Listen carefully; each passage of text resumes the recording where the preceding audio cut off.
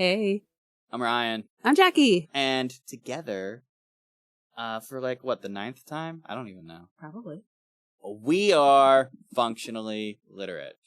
That was the symbol. Yeah. The last time we were together, we talked about the picture of Dorian Gray. And now we are going to talk about your favorite book. My favorite. I love it. I love it so much. What is the book? The book is Jane Eyre by Charlotte Bronte. Yeah. Written in 1847. Yeah. In the Romantic era. She's waving around the copy that I want right now. I have a copy here to lend to Ryan because he's a scrub and just won't go to the library to get one. You have 7 copies. Don't even at me right now. I do. You have 7 copies. I do. I'm going to ceremoniously hand this to him. Oh my gosh, thank you.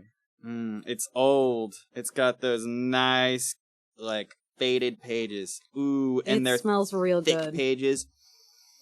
That old book smell. Oh, yeah. Yeah, that moldy paper. Love it. If you find a 50 in there, I've been looking for it. If you find 50, I'll let you know for sure.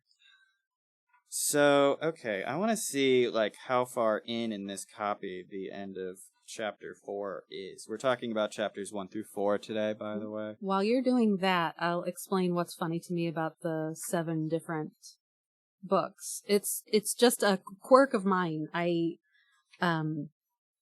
first read Jane Eyre when I was like, 13 or 14, and I sort of made it a tradition I didn't even realize I was doing, where I would end up kind of coming back to it just about every year or every 18 months, something like that, because it spoke to me, and I know that sounds like cliche and silly, but this book formed how I grew up into a strong and independent woman. It helped me be a strong young woman, and it helped me to figure out how to set boundaries with people.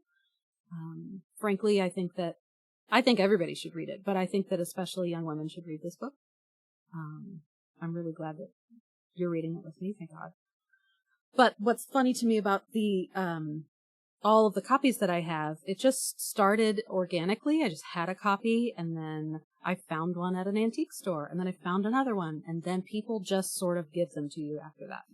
It's like when you like golf or coffee, and people are like, oh, here's some novelty golf balls, or here's I'll pick this coffee cup up for you, and I was like, blah, blah. So that's why I have so many. I also have an autographed picture of Margaret O'Brien, who played Jane Eyre, the childhood Jane Eyre, in the first Jane Eyre film.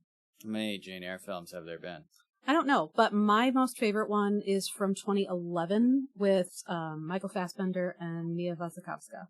Okay. Loved it. So to answer my earlier question, the end of page 35 is the end of chapter 4 in my copy of the book. Nice. Your copy is, now that I'm looking at the rest of it, much fancier than I was led to believe. I picked out my second fanciest one to bring here tonight. Yeah.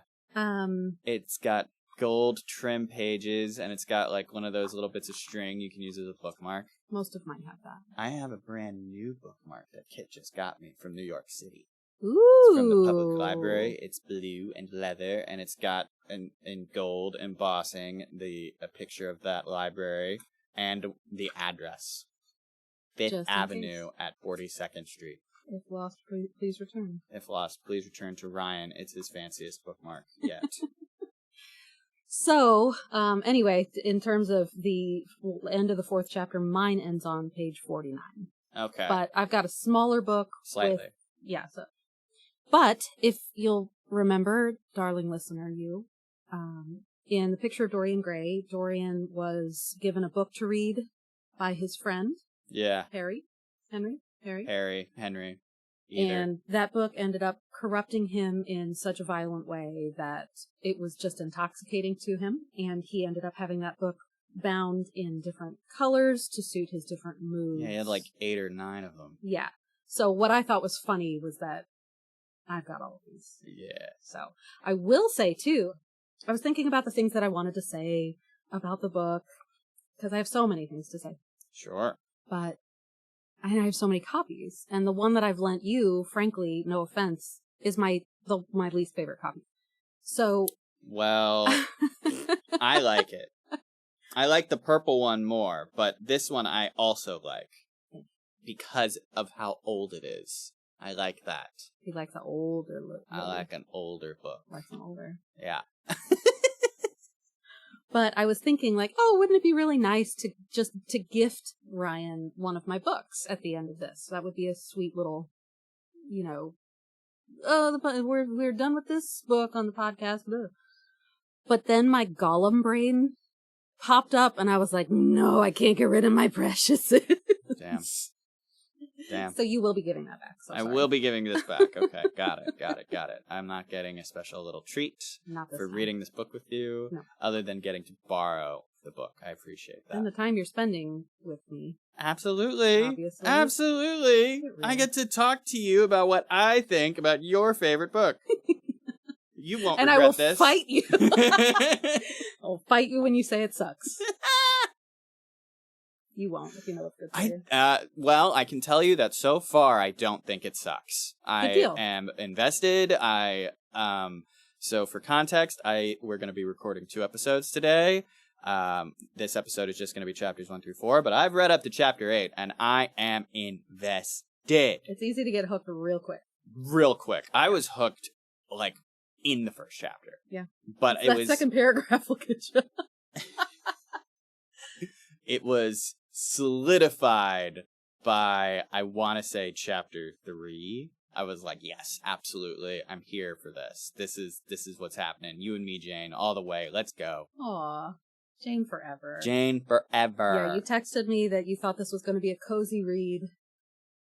Boy, were you wrong. So chapter 1, it establishes what Jane Eyre's life was like she's 10 years old? She's 10 years old. She's 10 years old, and we get a snapshot of what her life is like. It is kind of bleak. Kind of? It's kind of bleak. It's pretty bleak. It's fairly bleak. It's fairly bleak. Like, it's most bleak. An argument could be made that, oh, but she's like, you know, living with a wealthy family, so how bad could it be? But, I mean, like, what does that matter if you're not getting love? Could get pretty bad. Yeah, so Jane's 10. She's 10. I think one of the oft-quoted lines from the book, of course, is the first one, which says, there was no possibility of taking a walk that day. It was cold. It was cold. Jane is essentially, in the first chapter, kind of just describing what's going on this just cold day. She describes what are her cousins. She is an orphan who lives with her aunt, Mrs. Reed. Mrs. Reed. I despise this woman. As you should. Good. Yeah. I'm glad that was the correct reaction, because fuck the Reeds!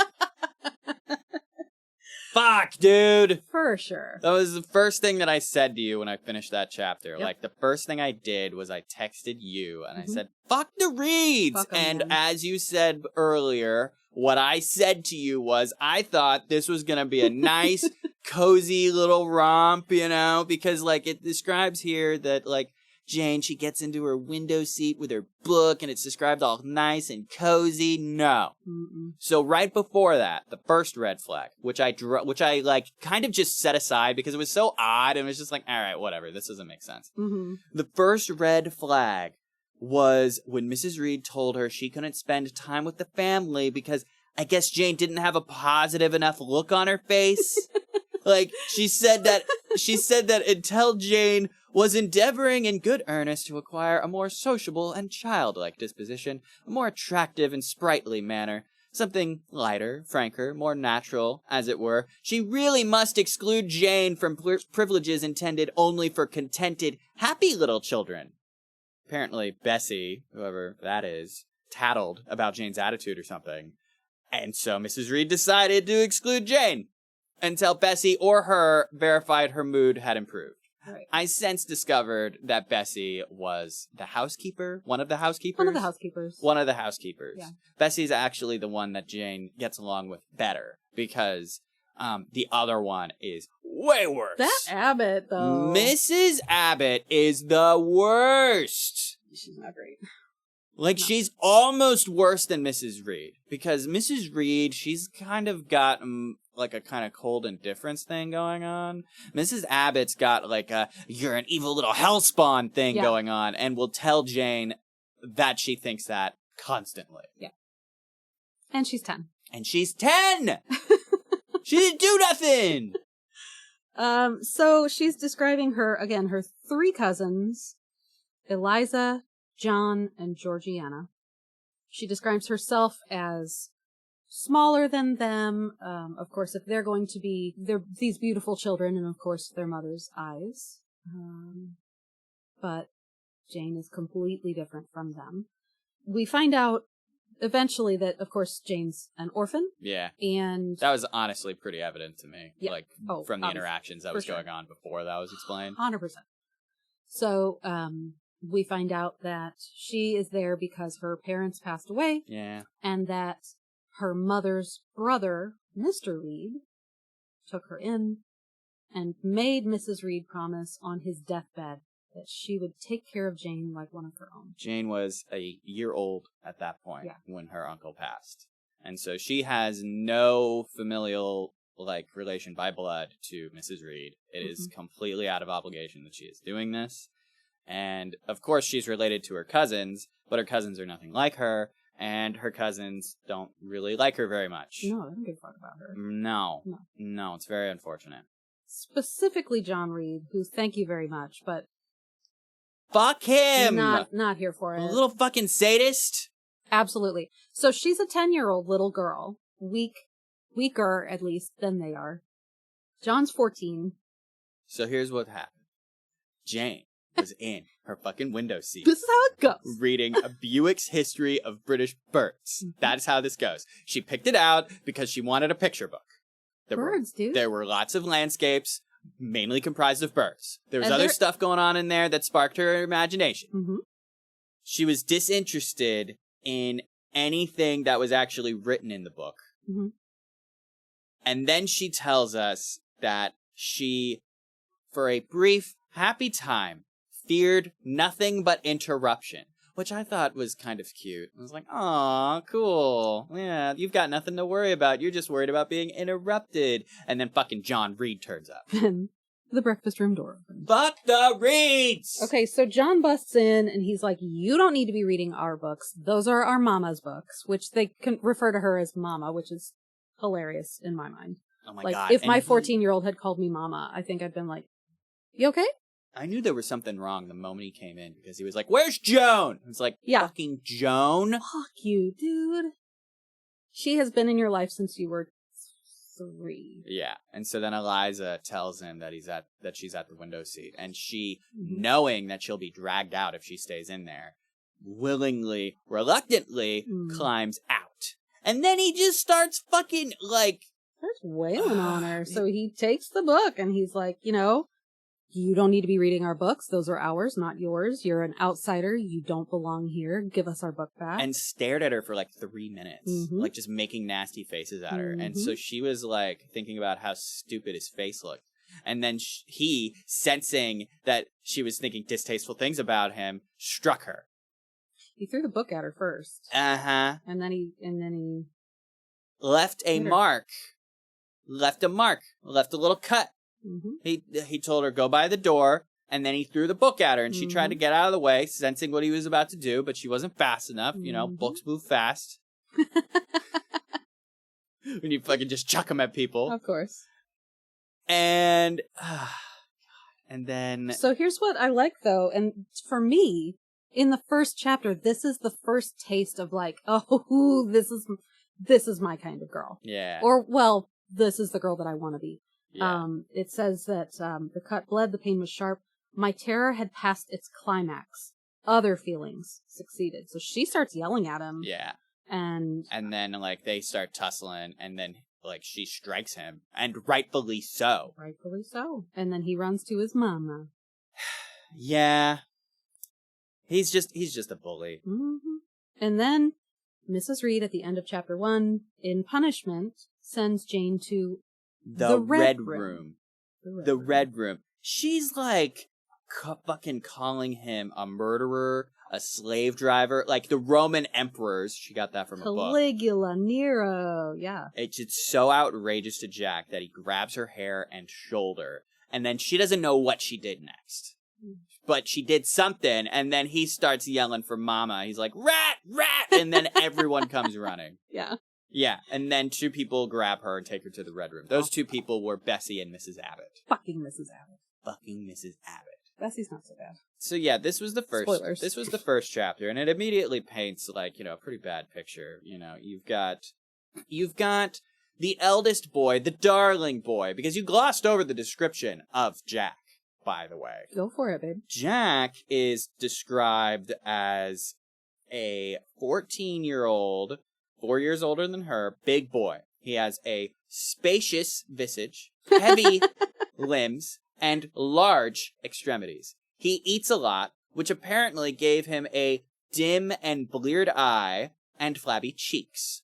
Mm-hmm. Here we also learn that Jack is home from school for 2 months because of his delicate health. Mm-hmm. Mr. Miles, the master, I assume the schoolmaster, attributes this to cakes and sweetmeats he gets from his mummy.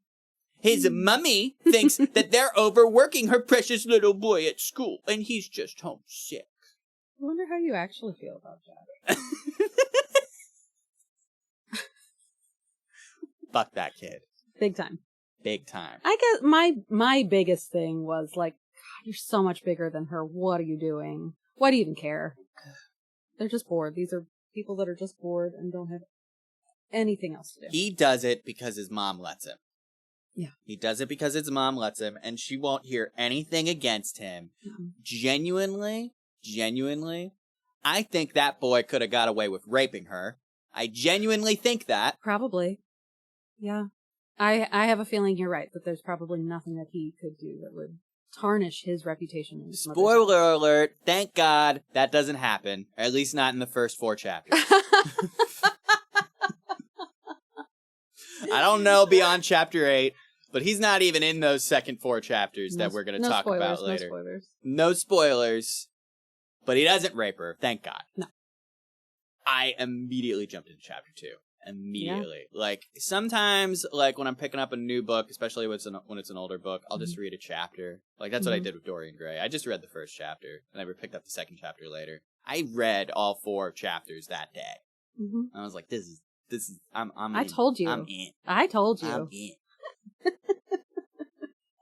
I feel like I'm going to say this a whole lot, but this book was very formative for me. Yeah. And again, I read it when I was maybe 13 or 14 at first. Okay. And my home life wasn't all daisies and lollipops all of the time. And seeing this young lady who has always had no love, all hate, stands up to somebody, yeah. I like it. Yeah. I like it. Like the first time she stands up for herself, she gets punished for it.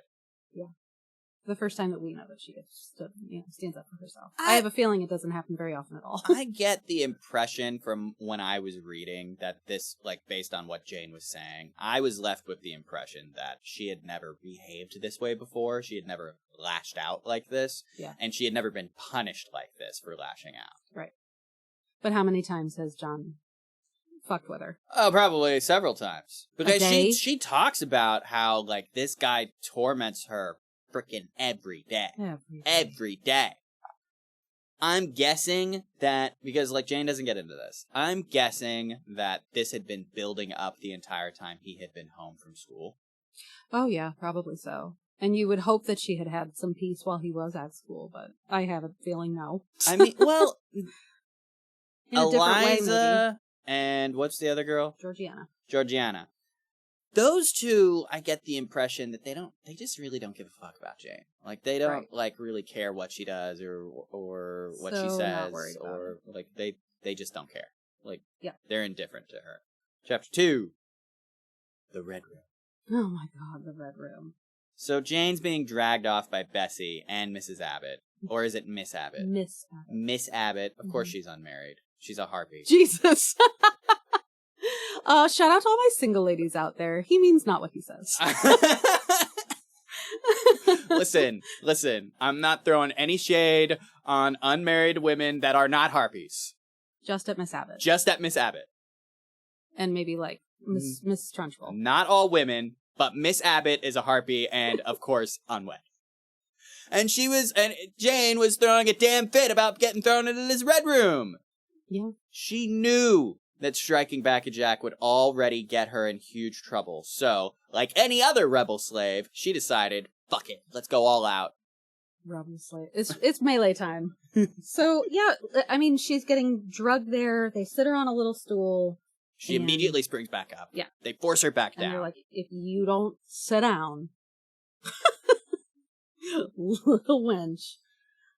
Whatever. She ends up sitting down. I believe Miss Abbott tells Bessie to remove her garter to bind her because Jane would rip her garters. So, correct me if I'm wrong. Maybe I misread this. This felt like a low-key comment about Bessie's weight and having larger garters. I think that it's implied that maybe Abbott has better quality garters. That would rip?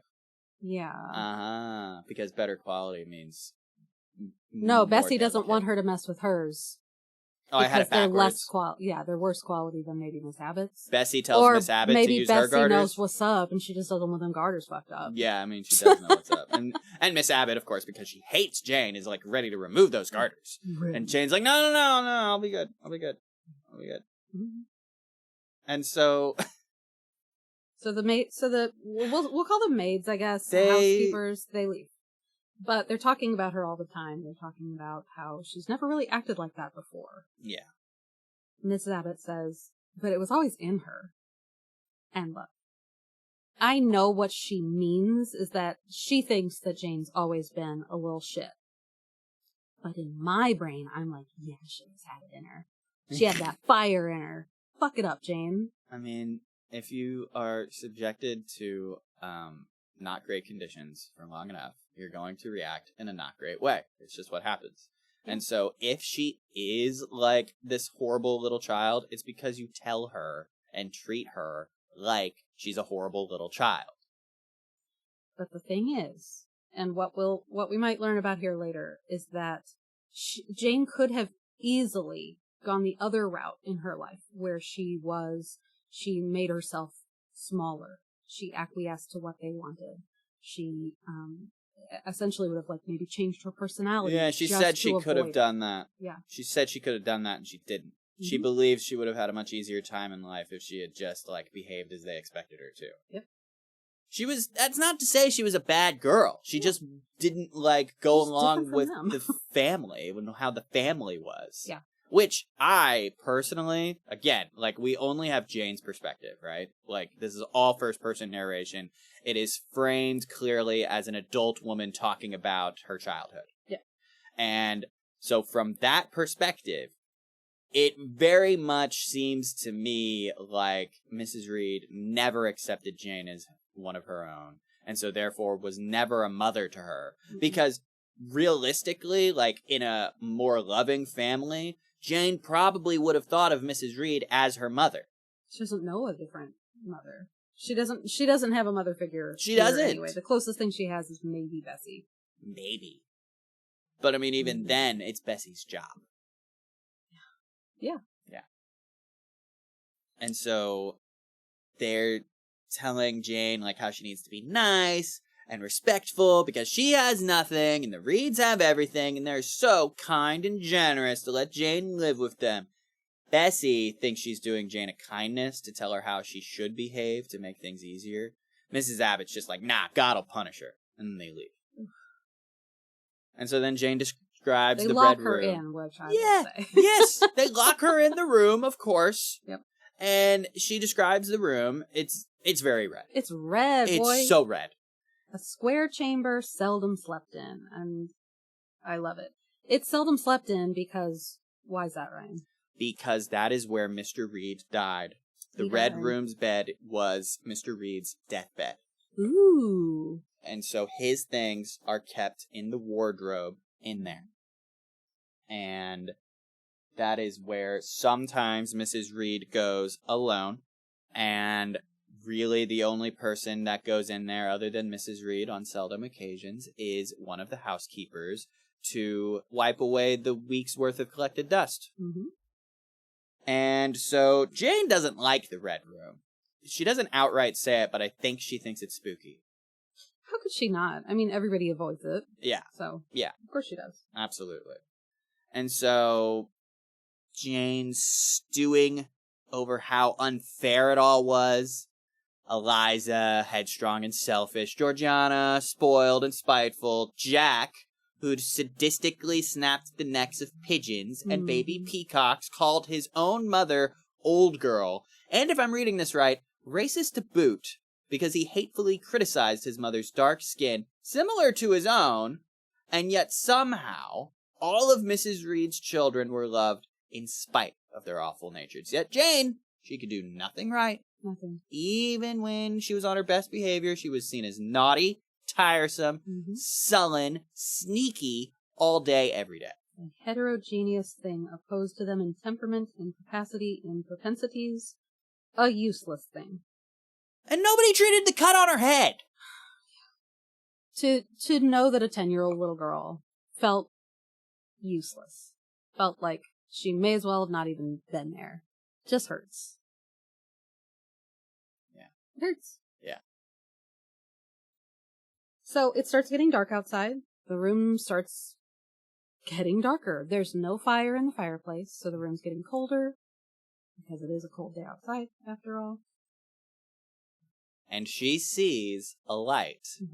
And she, framing it again like adults talking about her childhood experiences, she thinks likely it was just a light that reflected off of a carriage that was passing by or something. Right. But... Or was it the moon? What was that? Something. Right. But as that 10-year-old little girl thrown in this room that she's terrified of in circumstances that were terrible, she panics. She has a panic attack, if I'm not mistaken. She starts clawing at the door, begging for help. The maids come, and she's like, please let me out of this room, please let me out of this room. So they open the door. Yeah, they open the door. Bessie's kindly like, no, you gotta stay in here. Miss Abbott's like, nah, you gotta fucking stay in there. And then that's when Mrs. Reed comes. I envision her with this like big dressing gown, shuffling down the hall in a huff, of course. Like, okay, here, I'll take this kid in my own hands. Like, she's just so mad at Jane. Yeah. So much. So Miss Reed is asking Bessie and Abbott, why is she out here? What the fuck? Yeah. And they're saying, well, she just screamed so loudly. It was so scary. And she rips Jane's hands out of Bessie's hands and won't hear it from Jane. She was convinced that Jane was acting and trying to get out of her punishment. So she shoved Jane back into the room and locked the door. The chapter ends with Jane having a species of fit and then falling asleep. So she cried herself to sleep. I think she had another panic attack on top of the panic attack she Almost had before. certainly, because she wanted out of this goddamn haunted room. Yeah. Or supposedly haunted. Supposedly haunted. I think it was haunted. You think it was haunted? Yeah. I believe in ghosts now, apparently. You believe in ghosts now, apparently. Let's... Yeah. A recent event has happened. Yeah. And you have now realized, oh, I do believe in ghosts. I always kind of wanted to believe in ghosts because it seems fun. You wanted to believe in ghosts. Yes. But now you do. But and I was like, no, because science. Then, the building I work in Fulton, Missouri. Oh my gosh. Okay, go ahead. Okay, so the building that I work in Fulton, Missouri was built in sometime in the 1800s. Yeah. There was a big fire in downtown Fulton, and a lot of the block that the buildings are on burned down. Is this over in the Brick District? Yes. Okay. which is where the Playhouse Theater is. So that's why he's familiar with that area. No other reason. Also, I used to work in Fulton for like a year. Yeah, it did. Story for another time. Go ahead with your story. Okay. We're not getting off track that far. Go ahead. Okay. Continue. So, I was working one day, and out of the corner of my eye, I saw what looked like kind of like a whitish cloth or dress or something, and I looked up, and I swear I saw it kind of like swoosh kind of into the doorway and out. I was sitting near a door, and it was light. It was 9:30 in the morning. There were other people. I wasn't alone, so I was like, well, is this somebody else? No, everybody else was downstairs. I was upstairs. Okay. And there's also been clinking around, like coffee mugs, you know how they click together and stuff. I've heard it. I'm telling you. So you heard some stuff. I have seen and heard some stuff. What did you see? Sorry, to be clear. Some sort of fabric of some type. You saw fabric waft into the doorway and waft in and out of the doorway. There was wafting. There was no draft. Nope. Just wafting. Closed windows. Mm-hmm. Okay. And now you're convinced. I'm convinced. Okay. Got it. That's all I have. And now with this new experience, this new outwardly minor experience, but inwardly you call it minor. Changed you forever. It's changed my whole life. You now, when you read this story, believe that the Red Room is haunted. Yes. 100%. Okay. It's also fun as hell. Yeah. Do you believe in ghosts? Not even a little bit. No, because you're like, because science. But wait until that white cloth. Hey, you know, if something spooky happens, I'm not saying ghosts don't exist. I'm saying I am not so bold as to say, yeah, ghosts totally exist. I've seen one. You're agnostic on ghosts. I'm agnostic on ghosts and God. Yeah. I'm agnostic about the supernatural. Oh, well, I'm an atheist, but I do believe in them ghosts, though. It was spooky. I don't know. It's kind of fun. Maybe there's like some ambiance about this place that you're failing to describe to me. It's brick walls. Jane did a much better job establishing how creepy her room was. This episode is not brought to you by... Here's the thing about a buttery Ritz. Oh, boy. Okay, listen. I do love Ritz. Are you about to disparage Ritz? No, I'm about to straight up pump them up. Oh, now, good.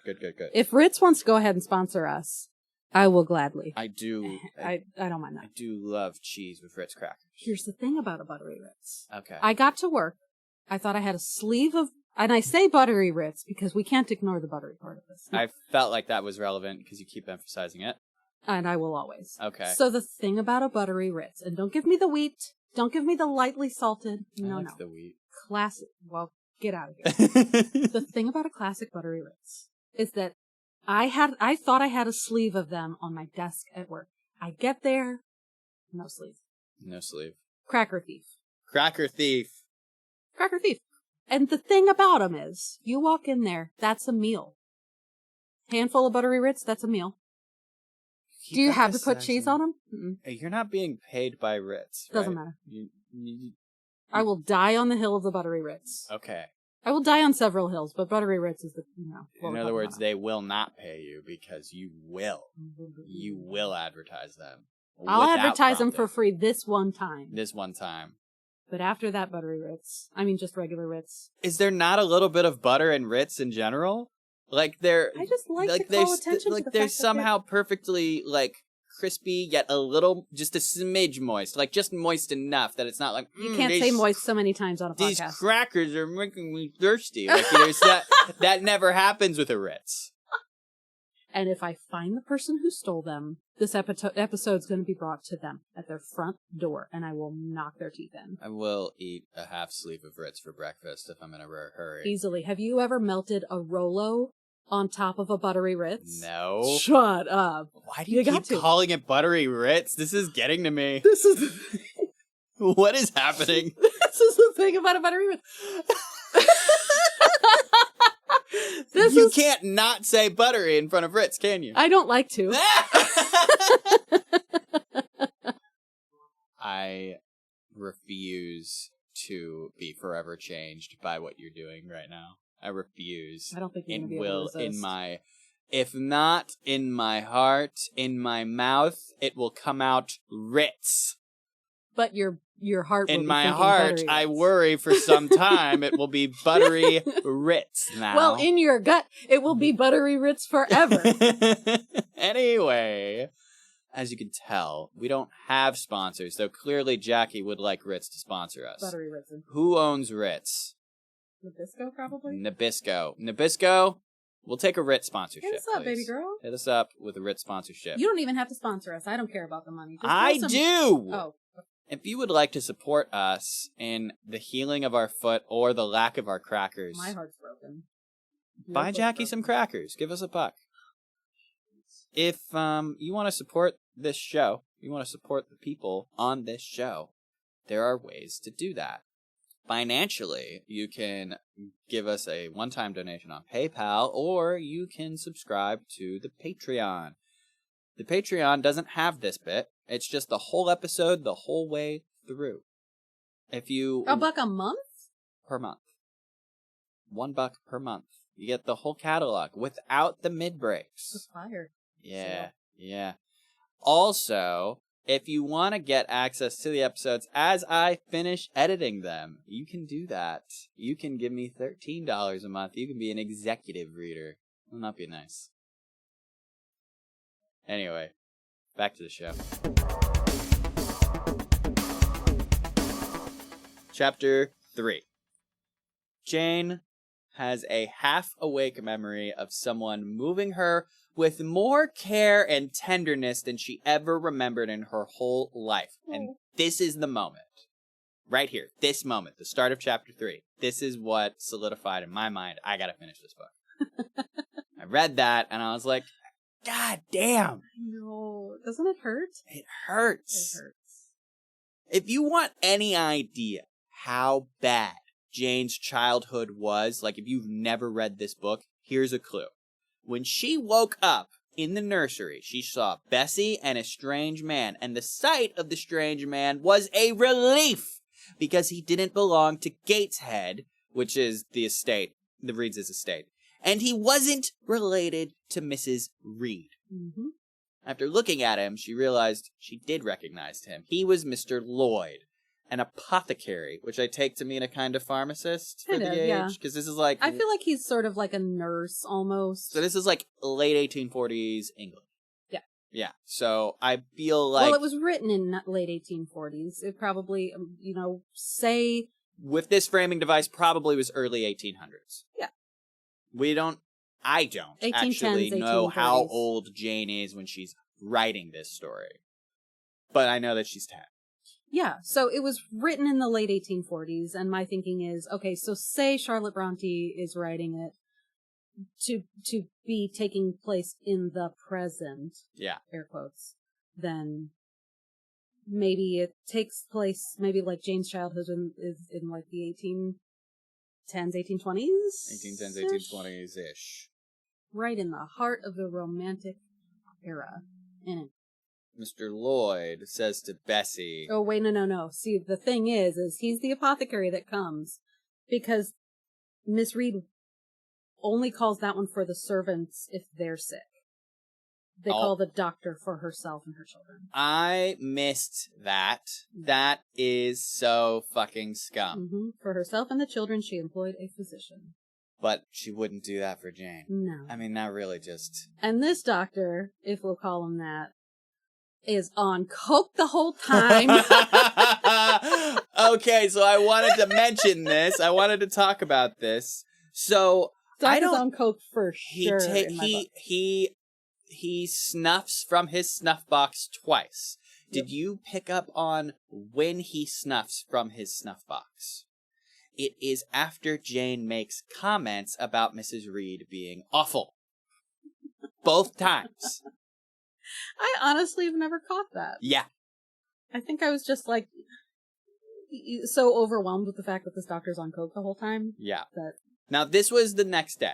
In this moment, he's like, I will return tomorrow. Mm-hmm. So when Jane asked about him after he left, Bessie said he came because of Jane's crying, and they feared something was wrong with her. Bessie left Jane then because it was around midnight now.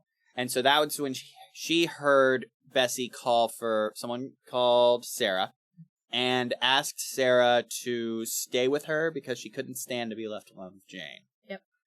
And so they gossiped for half an hour before going to sleep. It didn't really, we get scraps of the gossip that Jane overhears. I love it. It is hot tea. Okay, so I didn't really understand it. You explain, please. Well, I don't know if there's much to explain, but the thing is that Jane was alone in that room. Yeah. And then all that the people outside of that room knew was that she had a panic attack. Uh-huh.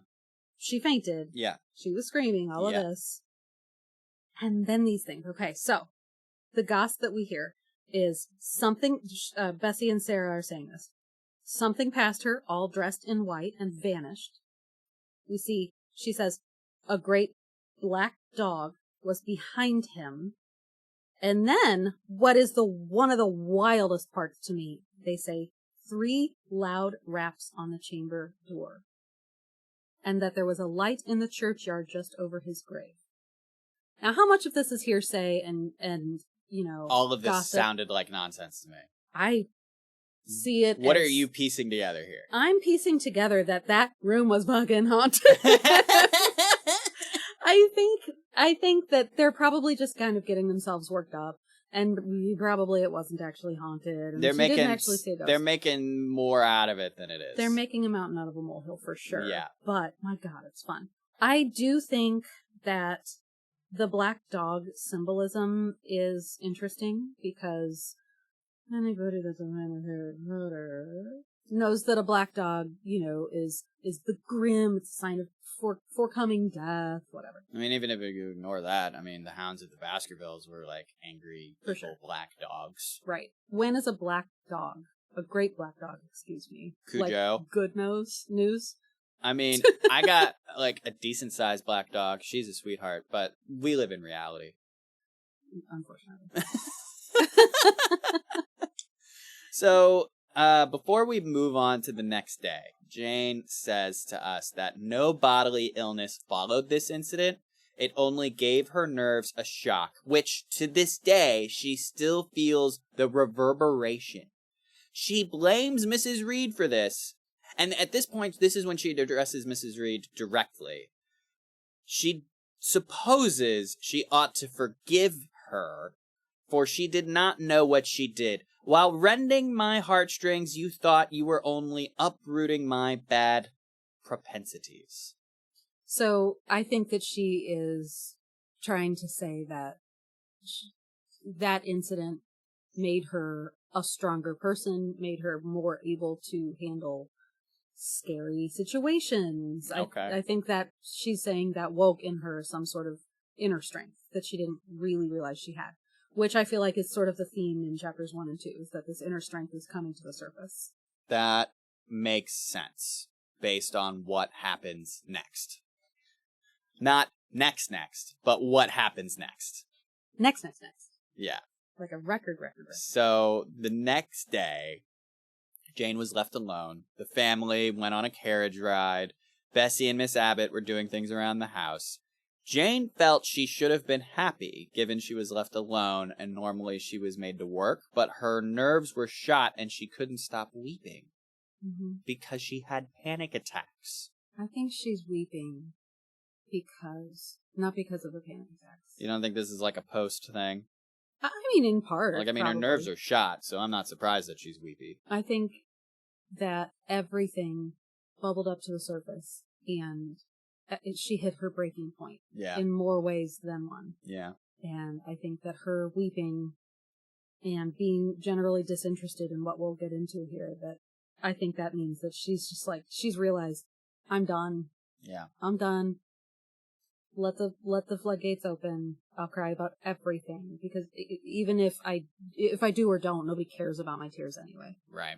So Bessie made Jane a tart, which she did not eat. She put it on a pretty plate too. Yeah. That Bessie knows that she likes to look at. And so she was trying to help Jane feel better. Finally, she asked Jane if she would like a book. This piqued Jane's interest. She requested Gulliver's Travels. Mm-hmm. She loved that one. She didn't really read very much of it. Bessie then sang a song, a very somber one, that seemed to pretty well convey Jane's current predicament, in my opinion, and that set her crying again. I think that this was a little love note from Bessie to Jane. Yeah. I think Bessie realized how much this little girl has gone through and how much she really does need love. Yeah. Or at least some sort of positive relationship. Yeah. And so then the majority of the rest of the chapter focuses on Jane speaking to Mr. Lloyd, who has returned to check in on her. Lloyd, he means well, but he does not understand Jane's position. And she, being 10 years old, does not know how to articulate why she is so miserable. Even if she did, I don't know if she'd be able to accurately. She's able to well enough explain that she's not happy living with the Reeds. He asks if she has any relatives on her father's side. She doesn't know. Mm-hmm. But her aunt says if she does have any, they're certainly poor. And so when asked if she'd like to live with them if they were to be found, she declined because her understanding of what being poor was very distasteful. So she felt it would be better to live here than to live in squalor. She envisages, tatters and rags and hunger and fear. She explains here that when she was 10, she was not aware of noble poverty. I love that. Yeah. That was what she said, right? It was noble poverty? Mm-hmm. She calls it heroic poverty. Heroic poverty. Mm-hmm. So then Lloyd asked if she would like to go to school. She considered it, and then she said that she did. And so this is where I notated the cocaine. He took a pinch from his snuff box when Jane was explaining her injury, how that came to be. And he took another sniff from his snuff box when she was explaining how his cousin and aunt mistreats him. I find it interesting that whenever she suggests the Reeds aren't nice people, he helps himself to some powder. So what does that mean? I never caught that, I'll admit.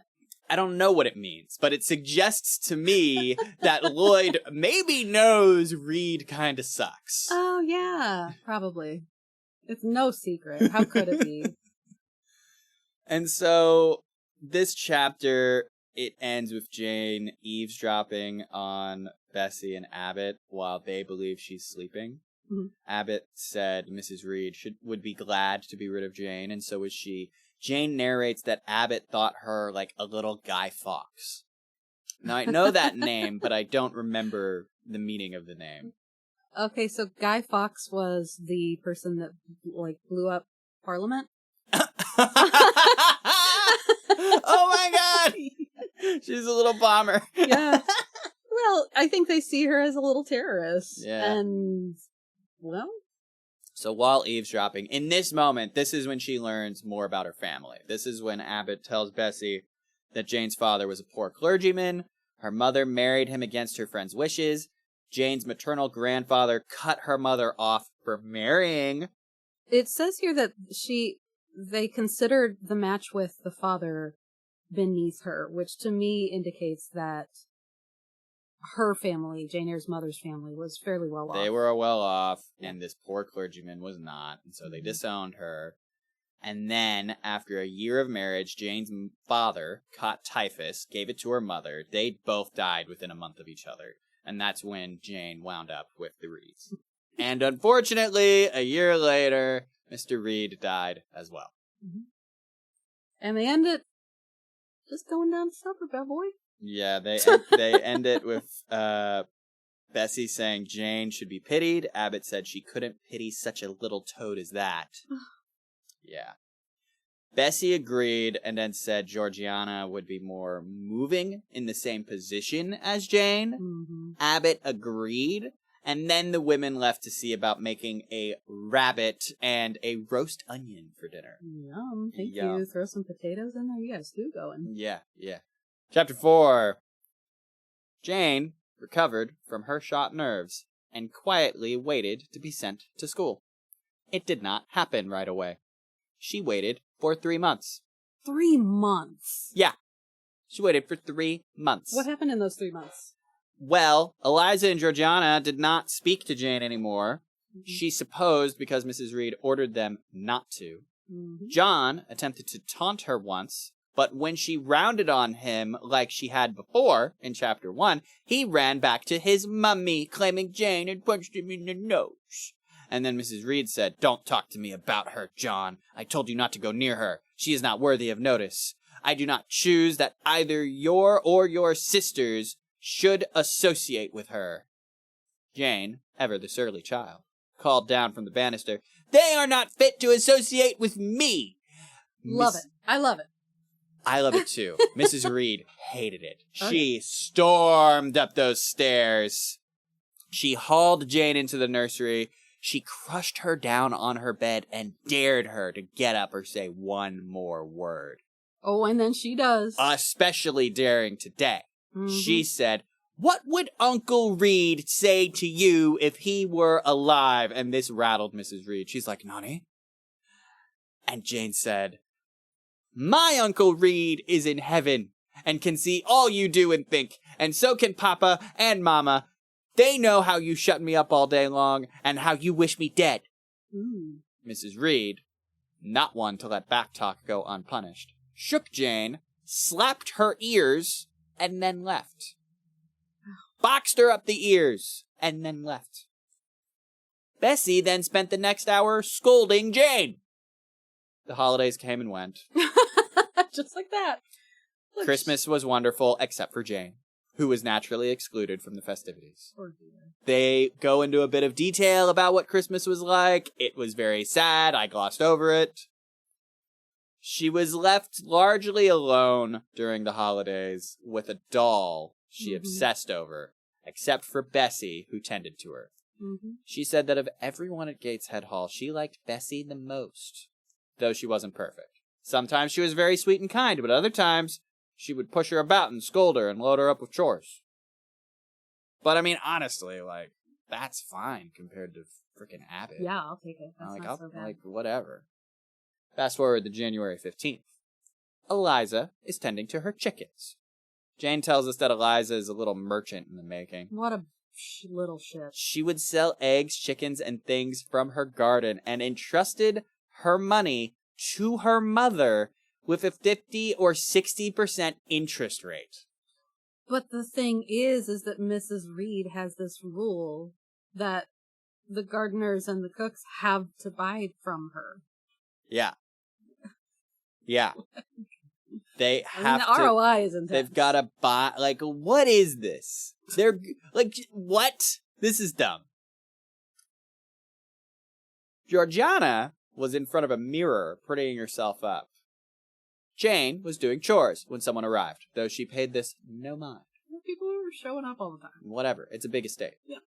Bessie, on the other hand, paid this arrival a lot of mind, so she found Jane, gave her face a good scrubbing, and sent her down to the breakfast room, which was strange because for almost 3 months, Jane had been restricted to the nursery. So she sends her down there, but Jane just stands outside of the breakfast room. Petrified. She's terrified. For 10 minutes. Intimidated, which is interesting. Yeah. And then she hears a bell, and she felt the bell was demanding she enter. Mm-hmm. So inside was Mrs. Reed and Mr. Brocklehurst. Freaking Brocklehurst. I hate that name, first of all. It sounds like a really unappealing lunch meat. Very much. He is described as a tall gentleman with large features, harsh and prim. I think she described him as a black pillar. Yep. Because he's so tall and he wears a dark suit, I'm guessing. Right, and she's so tiny. Like, everything just looks huge. Yeah. So the next several pages detail a conversation between the three. Brocklehurst seems to be of high esteem of a girls' Christian boarding school, but it's not made clear here on his station. Yeah. He's a very fire and brimstone kind of guy. Yeah, so he quizzes Jane about, what do you think, what is hell? Or where do you think bad people go? Asks her opinion about the Bible, too. They go to hell. Yep. What is hell? It's a pit full of fire. Yeah. No, sir, I shall never wish to fall into that. Don't want to go there. And he asks her, like, what parts of the Bible she enjoys. And she lists off several, honestly. She likes Revelations, Daniel, Genesis, Samuel, and a little bit of Exodus, some parts of Kings and Chronicles, and Job and Jonah. And then he asks her specifically about the Psalms, and she says she doesn't like them. That was the wrong answer. Mrs. Reed then negatively colors Brocklehurst's opinion of Jane further, in particular saying that she is deceitful and that she wants Jane brought up in a manner suiting her prospects to be made useful and to be kept humble, and that if it wasn't too much trouble, she would like Jane to remain at the school forever. Yeah, we don't want her here on vacations. Don't bother sending her back. Just don't send her back. Like, she can stay there. You can have her. Brocklehurst is agreeable to Mrs. Reed's demands. He takes his leave, saying he will be staying with a nearby friend for a couple weeks, but he will send word to Lowood, the school, about Jane arriving soon. Before he leaves, he gives Jane a thin book, really just a pamphlet. I was picturing, like, a chick tract, although this was before chick tracts. I don't know what that is. You don't know what a chick tract is?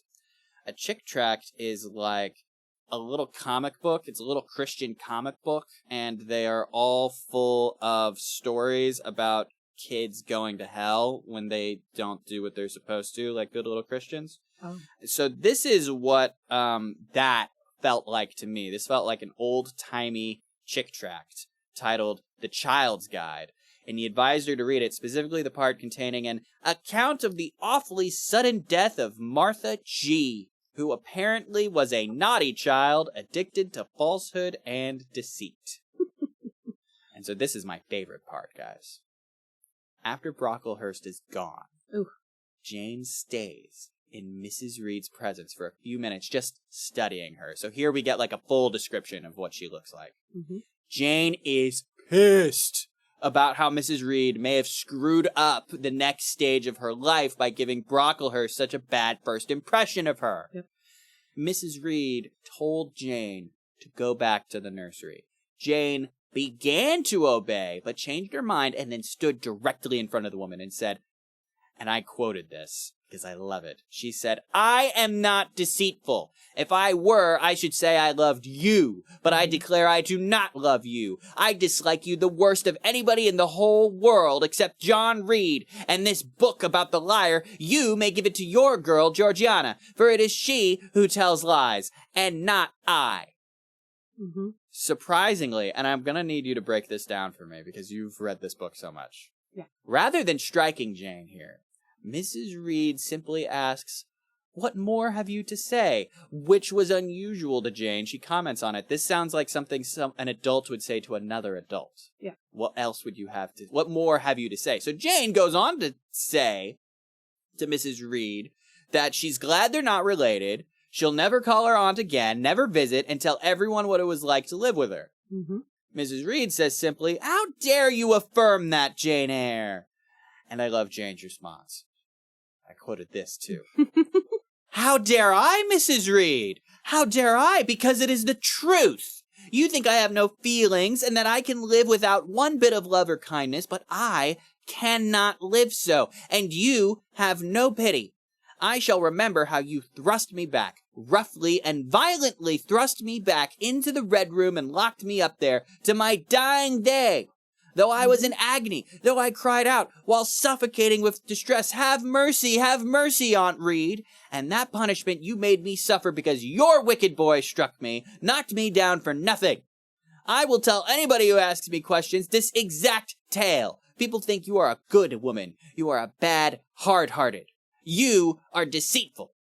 Again, surprisingly, Mrs. Reed does not strike her. She says, "Jane, you are under a mistake. What is the matter with you?" Yeah, she starts to look frightened almost. "Why do you tremble so violently? Would you like to drink some water?" "No."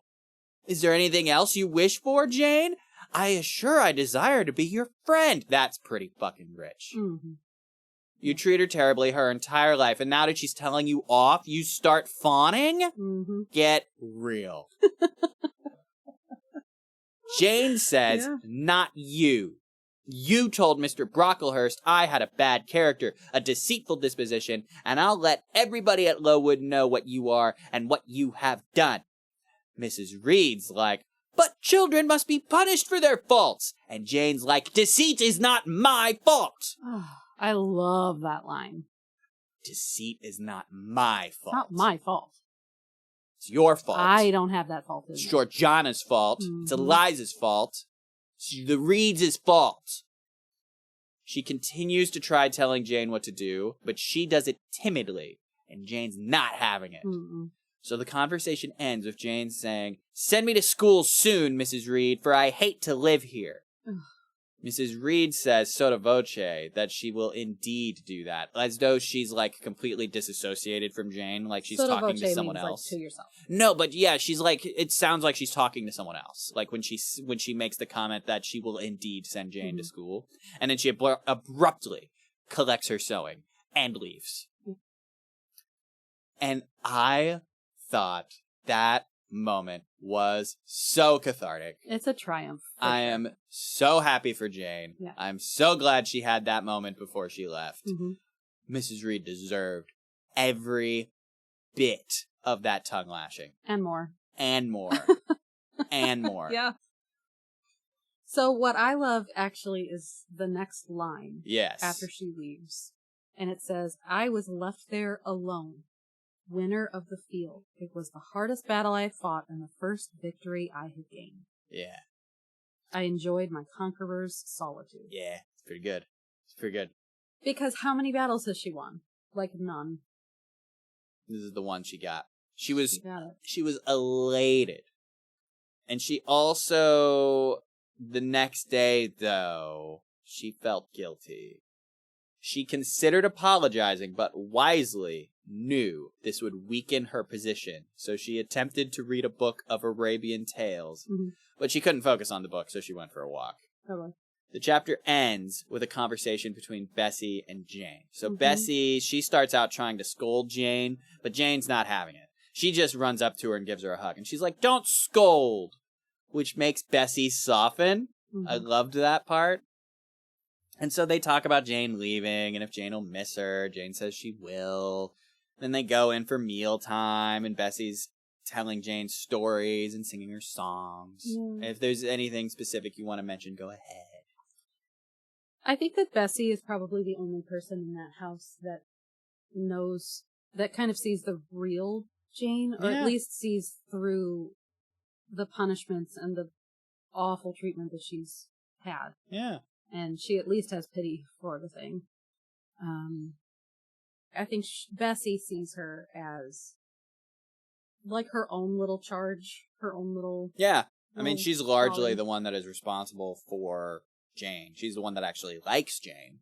Yeah.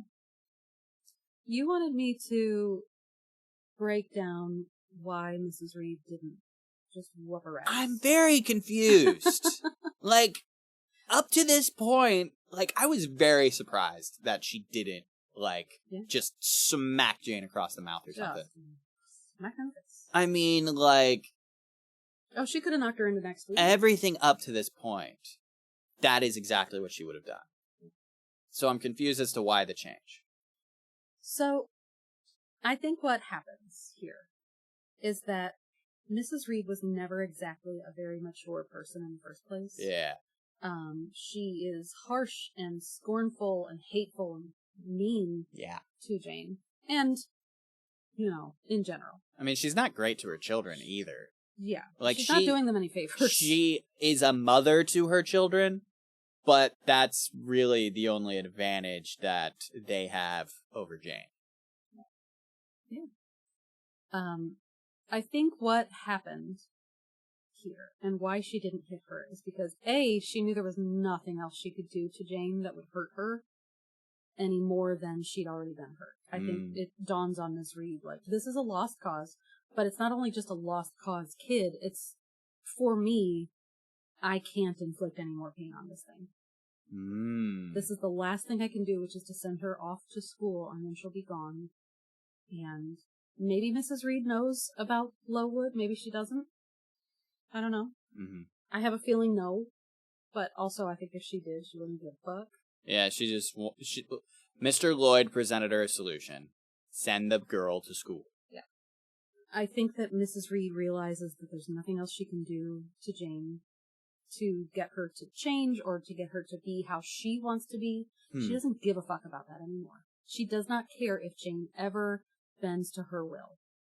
Okay. Because she can't make her anymore. Right. It's done. So she's just like, you got to go. Yeah. So when you brought up that it sounds like an adult talking to another adult, I think that Mrs. Reed, always knew that Jane was different. And by different, I mean more capable than her kids. Ah. Mm-hmm. And I think that made her dangerous in Mrs. Reed's eyes. She was a sharp little thing, observant and smart and quick and a dark cloud of a kid. But I think that... I mean, how much of that is the Reeds' doing? It's all nature versus nurture, my guy. And this nurture is not great. Not doing her any favors. No. Or did it? I mean, if she had shown Jane the kind of love and support and doting that she did on her own children, Jane would have turned into a little shit. Yeah. Like her kids. I mean, that's true. They talk about her otherness and her differentness. Yeah. They really emphasize that. But it's only there because they treat her so. Yeah, it's a perceived otherness. Yeah. Like, it's... Like, you could have just... She doesn't look like them, sure. If you could have just ignored that and just raised her as a child should be raised, then she probably... I mean, yeah, she probably would have turned out like all the other kids. Mm-hmm. Now, would that have done her any favors? No, but she would have been loved. That's something. Yeah. Yeah. To endure the kind of hurt and heartbreak and hardship that Jane endured at so young, just... awful. Yeah, anything would have been makes a great story, though. Man. Yeah, that's for sure. Like, Charlotte Bronte, she knows how to hook people in. Oh, yeah. Oh, yeah. Anyway, so that's today. Mm-hmm. I hope you enjoyed reading along with us. I hope you've enjoyed having the perspective of someone who very much loves Jane Eyre and someone who is just dipping the toes. Just dipping the toes. Just dipping the toes. Yeah. Anyway. It is my favorite book. And before we started recording this, you said that people, when they read their first book or their favorite book with you, they have a tendency to start disliking it. No, I was worried that would happen. Gotcha. That is something that happened to me. With one of the books that we covered on here. And it's not so much that I disliked it, it's I didn't like the ending. Like, we were very critical about the ending. But we enjoyed the journey. Sure. I realized that the book wasn't as great as I thought it was when we were done, because I was actually picking it apart. Yeah. Yeah. Yeah, I get that. I that won't happen here. I can say it with as much abject certainty as I have about the fact that A Buttery Ritz is a full meal. This is a classic, and it has endured for a reason. And I have been enjoying it. And I look forward to discussing chapters 5 through 8.